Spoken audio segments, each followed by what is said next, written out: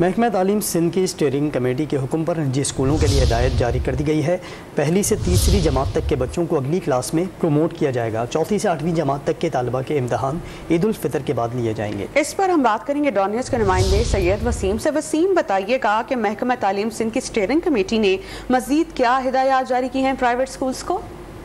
جی بالکل، دیکھیں محکمہ تعلیم کی اسٹیئرنگ کمیٹی نے جو اسکولوں کو ہدایت جاری کی ہے اس میں یہ کہا گیا ہے کہ پہلی سے تیسری جماعت تک بچوں کو اگلی کلاسوں میں پروموٹ کر دیا جائے، جبکہ چوتھی سے آٹھویں جماعت تک کے طلبہ کا امتحان جو ہے وہ عید الفطر کے بعد لیا جائے، کیونکہ جو تعلیمی سیشن ہے یہ تمام فیصلہ جو ہے وہ اس میں سے کیا گیا ہے کہ تعلیمی سیشن تمام نجی اسکولوں میں یکم اگست سے شروع کیا جائے۔ اس حوالے سے ڈائریکٹریٹ آف پرائیویٹ انسٹیٹیوشن کی جو ایڈیشنل ڈائریکٹر ہیں رفیہ جاوید، ان کی جانب سے تمام اسکولوں کو ہدایت نامہ جاری کر دیا گیا ہے، جس میں سخت موقف اختیار کیا گیا ہے کہ اگر محکمہ تعلیم کے اس فیصلے کی پاسداری نہیں کی گئی تو اسکولوں کی رجسٹریشن کینسل یا ان کی سسپینشن کی جا سکتی ہے۔ جی بہت شکریہ سید وسیم۔